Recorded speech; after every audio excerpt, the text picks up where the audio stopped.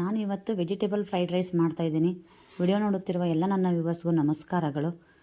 ನಿಮಗೇನಾದರೂ ನಾನು ಮಾಡ್ತಾರೋ ವಿಡಿಯೋ ಲೈಕ್ ಆದರೆ ಏನಾದರೂ ಮಾಡಿರಿ, ಏನಾದರೂ ಹಾಕ್ರಿ ಅಂತಂದು ಹೇಳಿ ನಾನು ಹೇಳ್ತಾ ಇರ್ತೀನಿ.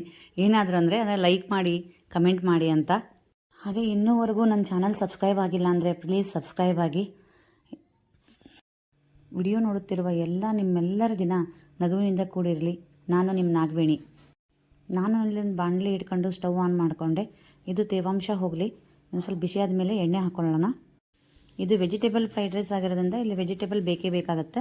ಇಲ್ಲಿ ನಾನು ನಮಗೆ ಇಷ್ಟ ಆಗೋದು ಮತ್ತು ಮನೇಲಿರೋ ವೆಜಿಟೇಬಲ್ನ ಕಟ್ ಮಾಡಿ ಇಟ್ಕೊಂಡಿದ್ದೀನಿ. ನಾನಿಲ್ಲಿ ಕ್ಯಾರೆಟು, ಬೀನ್ಸು, ಈರುಳ್ಳಿ, ಹಸಿಮೆಣಸಿನ್ಕಾಯಿ ಮತ್ತು ಇಲ್ಲಿ ಹಸಿ ಬಟಾಣಿನ ಇಟ್ಕೊಂಡಿದ್ದೀನಿ. ಹಾಗೆ ಇದಕ್ಕೆ ಗ್ರೀನ್ ದೊಡ್ಡ ಕ್ಯಾಪ್ಸಿಕಮ್ ಬರುತ್ತಲ್ಲ, ಅದನ್ನು ಹಾಕ್ಕೊಂಡ್ರೂ ಭಾಳ ಚೆನ್ನಾಗಿರ್ತೈತಿ. ನಾನು ಯಾವಾಗಲೂ ಅದನ್ನೇ ಮಾಡ್ತೀನಿ. ಇವತ್ತು ಇರಲಿಲ್ಲ ಅದು ಕ್ಯಾಪ್ಸಿಕಮ್. ಇಲ್ಲಿ ನಾನು ಈ ಪಾತ್ರೆಗೆ 1.5 ಸ್ಪೂನಷ್ಟು ಎಣ್ಣೆ ಹಾಕೋತಿದ್ದೀನಿ. ನಿಮ್ಮ ಟೇಸ್ಟಿಗೆ ಅನುಸಾರವಾಗಿ ನಿಮ್ಮ ಮನೇಲಿ ಎಷ್ಟು ಜನ ಇದ್ರೆ ನೋಡಿಕೊಂಡು ಎಷ್ಟು ಮಾಡ್ತಾಯಿದ್ರಿ ಕ್ವಾಂಟಿಟಿ ನೋಡ್ಕೊಂಡು ಹಾಕೋರಿ. ಹಾಗೆ ಇಲ್ಲಿ ಎಣ್ಣೆ ಕಾದಿತ್ತು, 1 ಸ್ಪೂನಷ್ಟು ಜೀರಿಗೆ ಹಾಕ್ಕೊಂಡಿದ್ದೀನಿ. ಈ ಜೀರಿಗೆ ಫ್ರೈ ಆಗ್ತಿದ್ದಂಗೆ ಕರಿಬೇವು ಹಾಕ್ಕೊಂಡಿದ್ದೀನಿ ನೋಡಿರಿ. ಇಲ್ಲಿ ಹಸಿಮೆಣಸಿನ್ಕಾಯಿ ಉದ್ದುದ್ದೇ ಕಟ್ ಮಾಡ್ಕೊಂಡ್ರು ಬೆಟರ್, ಯಾಕಂದರೆ ಬೀನ್ಸ್ ಸೈಜ್ ಸೇಮ್ ಆದರೆ ಮಕ್ಕಳಿಗೆಲ್ಲ ಕೊಟ್ಟರೆ ಹಸಿಮೆಣಸಿನ್ಕಾಯಿ ಬೀನ್ಸ್ ಅಂತ ತಿಂದುಬಿಟ್ರೆ ಖಾರ ಆಗುತ್ತೆ. ಅದಕ್ಕೆ ಇಲ್ಲಿ ಉದ್ದುದ್ದ ಕಟ್ ಮಾಡಿ ಹಾಕೋರಿ. ಇದು ಸ್ವಲ್ಪ ಫ್ರೈ ಆಗ್ತಿದ್ದಂಗೆ ನಾನು ಈರುಳ್ಳಿ ಹಾಕ್ಕೊಂಡಿದ್ದೀನಿ. ಈರುಳ್ಳಿನ ಉದ್ದುದ್ದ ಕಟ್ ಮಾಡ್ಕೊಂಡಿದ್ದೀನಿ. ಇದು ಈರುಳ್ಳಿ ಒಂದು ಸ್ವಲ್ಪ ಗೋಲ್ಡನ್ ಫ್ರೈ ಆಗಬೇಕು. ಅಂದರೆ ಮಧ್ಯದಲ್ಲಿ ರೈಸ್ ಊಟ ಮಾಡಬೇಕಾದ್ರೆ ಇದು ಒಂದು ಸ್ವಲ್ಪ ಚೆನ್ನಾಗಿ ಫ್ರೈ ಆಗಿದ್ದರೆ ಅದು ಈರುಳ್ಳಿ ಬಂದಾಗ ಟೇಸ್ಟ್ ಆಗುತ್ತೆ. ಇಲ್ಲಿ ಈರುಳ್ಳಿ ನೋಡಿ ಚೆನ್ನಾಗಿ ಗೋಲ್ಡನ್ ಫ್ರೈ ಆಗಿದೆ. ನಾನು ಈಗ ಇಲ್ಲಿ ಕ್ಯಾರೆಟು ಬೀನ್ಸು ಜೊತೆಗೆ ಹಾಕ್ಕೊಂಡ್ಬಿಡ್ತೀನಿ. ಇದು ದೇವ್ರಿಗೆ ಹಚ್ಚೋ ದೀಪದ ಎಣ್ಣೆದು ಬಾಟ್ಲು ನಮ್ಮ ಮನೆಯವ್ರು ಅಡ್ಡ ತಂದಿಟ್ರು. ಇಲ್ಲಿ ಪೂಜೆ ಮಾಡ್ತಿದ್ರು. ಅದು ಚಳಿಗೆ ತುಂಬ ಚಳಿ ಇದೆ ಅಲ್ಲ, ಅದಕ್ಕೆ ಅದೆಲ್ಲ ಗಟ್ಟಾಗಿದೆ ಅಂತಂದು ಹೇಳಿ ಇಲ್ಲಿ ಬಿಸಿಗೆ ಇದು ಆಗಲಿ ಅಂತ. ಈಗ ನಾನು ಇದು ಚೆನ್ನಾಗಿ ಫ್ರೈ ಮಾಡಿಕೊಂಡು ಇದಕ್ಕೆ ನಾನು ಒಂದು ಸ್ವಲ್ಪ ಸಾಲ್ಟ್ ಹಾಕ್ಕೋತೀನಿ. ವಟಾಣಿನೂ ಹಾಕ್ಕೊಂಡಾದ್ಮೇಲೆ, ಅಂದರೆ ಸಾಲ್ಟ್ ಹಾಕ್ಕೊಂಡ್ರೆ ಇದೆಲ್ಲ ವೆಜಿಟೇಬಲ್ ಚೆನ್ನಾಗಿ ಬೇಯುತ್ತಲ್ಲ, ಅದಕ್ಕೆ ಇಲ್ಲಿ ನಿಮಗೆ ಎಷ್ಟು ಬೇಕೋ ಅಷ್ಟು ಟೇಸ್ಟ್ಗೆ ಅನುಸಾರವಾಗಿ ವೆಜಿಟೇಬಲ್ ಎಲ್ಲ ಹಾಕ್ಕೊಳ್ರಿ. ಇಲ್ಲಿ ನಾನು ವೆಜಿಟೇಬಲ್ ಫ್ರೈಡ್ ರೈಸ್ ಆಗಿರೋದ್ರಿಂದ ವೆಜಿಟೇಬಲ್ ಜಾಸ್ತಿ ಹಾಕ್ತಾ ಇದ್ದೀನಿ. ನಾನು ಉಪ್ಪು ಹಾಕ್ಕೋತಾ ಇದ್ದೀನಿ. ನಿಮ್ಮ ಟೇಸ್ಟಿಗೆ ಅನುಸಾರವಾಗಿ ಹಾಕೋರಿ. ಮತ್ತು ನಾನು ಇಲ್ಲಿ ರೈಸಿಗೂ ಕೂಡ ಉಪ್ಪು ಹಾಕಿ ಮಾಡಿದ್ದೀನಿ. ಅದಕ್ಕೆ ನಾನು ಇಲ್ಲಿ ನೋಡ್ಕೊಂಡು ಸ್ವಲ್ಪ ಹಾಕ್ಕೋತಿದ್ದೀನಿ. ನಾನು ಇದನ್ನ ಚೆನ್ನಾಗಿ ಮಿಕ್ಸ್ ಮಾಡ್ಕೊರಿ. ಇದು ಉಪ್ಪು ಹಾಕಿದ್ರಿಂದ ಬೇಗ ಬೇಯುತ್ತೆ. ಒಂದು ಕ್ಲೋಸ್ ಮಾಡಿಬಿಟ್ಟು ಲಿಡ್ ಕ್ಲೋಸ್ ಮಾಡಿಬಿಟ್ಟು ಒಂದು 2 ನಿಮಿಷ ಬೇಯಿಸ್ಬೇಕು. ಹಿಂಗೆ ಬೇಯಿಸಿ ಮತ್ತೆ ಮಧ್ಯೆ ಒಂದು ಸಲ ಕೈ ಆಡ್ಕೊರಿ. ಅಂದರೆ ಬೆಂದಿಲ್ಲ ಅಂದರೆ ಮತ್ತೆ 1 ನಿಮಿಷ ಅಥವಾ 2 ನಿಮಿಷ ಮತ್ತೆ ಬೇಯಿಸ್ಬೋದು. ಇಲ್ಲಿ ಚೆನ್ನಾಗಿ ಬೆಂದಿದ್ದೀನಿ ಇದು ನನಗಿಲ್ಲಿ.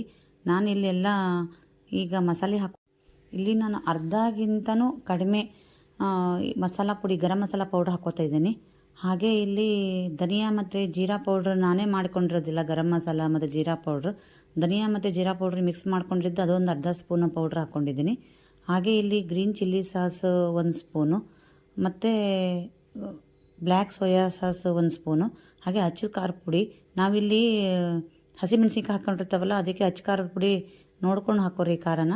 ಇಲ್ಲಿ 1 ಸ್ಪೂನಷ್ಟು 1 ಟೇಬಲ್ ಸ್ಪೂನಷ್ಟು ನಾನು ನೋಡಿ ಇಲ್ಲಿ ಗ್ರೀನ್ ಚಿಲ್ಲಿ ಸಾಸ್ ಹಾಕ್ಕೊತಿದ್ದೀನಿ. ಹಾಗೆ ಮತ್ತು ಬ್ಲ್ಯಾಕ್ ಸೋಯಾ ಸಾಸು. ಇದೆಲ್ಲ ಬೇಕಂತಂದೇಳಿ ನೀವು ಕೇಳ್ತೀರಾ, ಬೇಕಾಗಲ್ಲ. ಬರೀ ಗರಂ ಮಸಾಲ ಪೌಡ್ರು, ಜೀರಾ ಪೌಡ್ರು ಅದೆಲ್ಲ ಹಾಕ್ಕೊಂಡು ಮಾಡ್ಕೋಬೋದು. ಬಟ್ ಇದು ಏನಂತಂದರೆ ರೆಸ್ಟೋರೆಂಟು, ಹೋಟೆಲಲ್ಲೆಲ್ಲ ಈ ಥರ ಫ್ರೈಡ್ ರೈಸ್ ಬಂದುಬಿಟ್ಟಿರ್ತಾವಲ್ಲ, ಇದೇ ಥರ ಟೇಸ್ಟ್ ಮಾಡಿದ್ರೆ ಮಕ್ಕಳೆಲ್ಲ ತಿಂತಾರೆ ಅಂತಂದೇಳಿ. ಮತ್ತು ನನ್ನ ಮಗಳಿಗೆ ಈ ಥರ ಮಾಡಿಕೊಟ್ರೆ ಚೆನ್ನಾಗಿ ಇಷ್ಟಪಟ್ಟು ತಿಂತಾಳೆ. ಇದೆಲ್ಲ ಹಾಕಿಲ್ಲ ಅಂತಂದರೆ ತಿನ್ನೋಕೆ ಇಷ್ಟಪಡಲ್ಲ. ನನಗೂ ಬೇಜಾರಾಗುತ್ತೆ, ಇವೆಲ್ಲ ಒಳ್ಳೇದಲ್ಲ ಅಂತಂದೇಳಿ.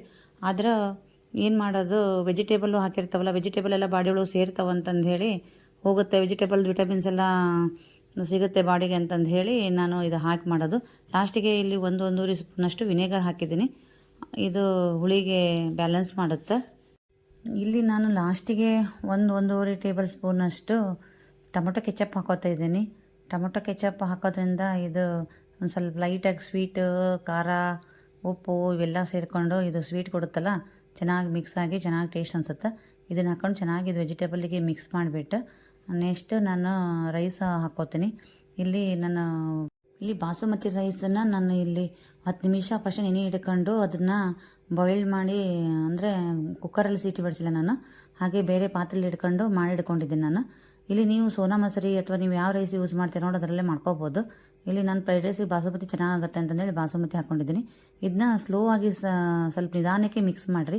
ಯಾಕಂದರೆ ಅದು ಬಾಸುಮತಿ ಅಕ್ಕಿ ಉದ್ದುದ್ದ ಇರುತ್ತಲ್ಲ, ಅದು ಒಡೆದು ಬಿಡುತ್ತೆ, ಕಟ್ ಆಗುತ್ತೆ, ಬ್ರೇಕ್ ಆಗುತ್ತೆ. ಅದಕ್ಕೆ ನೀವು ಏನಂತಂದರೆ ನಿಧಾನಕ್ಕೆ ಮಿಕ್ಸ್ ಮಾಡ್ಕೊಂಡ್ರೆ ಅದು ಮಸಾಲೆ ಎಲ್ಲ ಚೆನ್ನಾಗಿ ಮಿಕ್ಸ್ ಆಗುತ್ತೆ ಮತ್ತು ರೈಸ್ನು ಕಟ್ಟಾಗದಂಗೆ ಚೆನ್ನಾಗಿ ದೊಡ್ಡಕ್ಕೆ ಉದ್ದುದ್ದಕ್ಕೆ ತಿನ್ನಬೇಕಾದ್ರೂ ಕೂಡ ಟೇಸ್ಟ್ ಆಗುತ್ತೆ.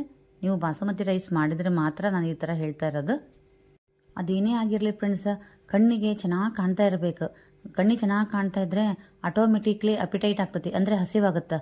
ನಾವು ಕಣ್ಣಿಗೆ ಚೆನ್ನಾಗಿ ಕಂಡಿಲ್ಲ ಅಂತಂದರೆ ಅದು ಆರೋಗ್ಯವಾಗಿರೋ ಫುಡ್ ಆಗಿದ್ರೂ ಕೂಡ ನಮಗೆ ಹಸಿವು ಅನ್ಸಂಗಿಲ್ಲ. ಹಾಗಾಗಿ ನಾನು ಇದು ಮಾಡೋ ಫುಡ್ ಒಂದು ಸ್ವಲ್ಪ ಅಟ್ರಾಕ್ಷನ್ ಆಗೇ ಇರಲಿ. ಅದು ಎಸ್ಪೆಷಲಿ ಮಕ್ಕಳಿಗಂದ್ರೂ ಕಣ್ಣಿಗೆ ಅಟ್ರಾಕ್ಷನ್ ಆದರೆ ಮಾತ್ರ ಇಷ್ಟಪಟ್ಟು ತಿಂತಾರೆ. ನೋಡಿ ಇವಾಗ ಚೆನ್ನಾಗಿ ಮಿಕ್ಸ್ ಆಯಿತು, ಒಂದು ಫೈನ್ ಲುಕ್ ಬಂತು. ನಿಮಗೆಲ್ಲ ಇಷ್ಟ ಆಗಿಲ್ಲ ಅಂದರೂ ಕೂಡ ಇಷ್ಟ ಆಗಿಲ್ಲ ಅಂತಂದರೂ ಕಮೆಂಟ್ ಮಾಡಿ, ಇಷ್ಟ ಆಗಿದ್ರೆ ಇಷ್ಟ ಆಗೈತೆ ಅಂತ ಕಮೆಂಟ್ ಮಾಡಿರಿ. ನಮ್ಮ ಧಾರವಾಡ ಮಂದಿ ಇವೆಲ್ಲ ರೈಸ್ ಗೀಸೆಲ್ಲ ಇಷ್ಟಪಡಲ್ಲ, ನನಗೆ ಗೊತ್ತು. ಆದರೆ ಮಕ್ಕಳೆಲ್ಲ ಇಷ್ಟಪಡ್ತಾರೆ. ಸಾಯಂಕಾಲಕ್ಕೆ ಊಟಕ್ಕಾದ್ರೂ ಮಾಡ್ಕೋಬೋದಲ್ಲ. ಹಾಗೆ ನಿಮಗೆ ಅಯ್ಯೋ ಇಷ್ಟ ಇಲ್ಲಪ್ಪ ಅಂತಂದರೂ ಮಾಡಿರಿ, ಇಷ್ಟ ಇದೆ ಅಂತಂದರೂ ಕಮೆಂಟ್ ಮಾಡಿ. ನೀವೆಲ್ಲ ಫ್ರೈಡ್ ರೈಸ್ ಹೇಗೆ ಮಾಡ್ತೀರಾ? ನಿಮ್ಮ ಕಮೆಂಟ್ ಹೇಗಿರಬೇಕು ಫ್ರೆಂಡ್ಸ್ ಅಂತಂದರೆ ನನಗೆ ಹೊಸ ಹೊಸ ರೆಸಿಪಿ ಮಾಡೋಕ್ಕೆ ಪ್ರೋತ್ಸಾಹ ಸಿಗ್ತಾ ಇರಬೇಕು. ಪ್ರೋತ್ಸಾಹ ಕೊಟ್ಟಿದ್ದೀರಾ, ಇನ್ನೂ ಕೊಡ್ರಿ ಅಂತಂದೇಳಿ ನಾನು ಕೇಳ್ತಾ ನೆಕ್ಸ್ಟ್ ರೆಸಿಪಿನ ಸಿಗ್ತೀನಿ. ಅಲ್ಲಿವರೆಗೂ ಬಾಯ್.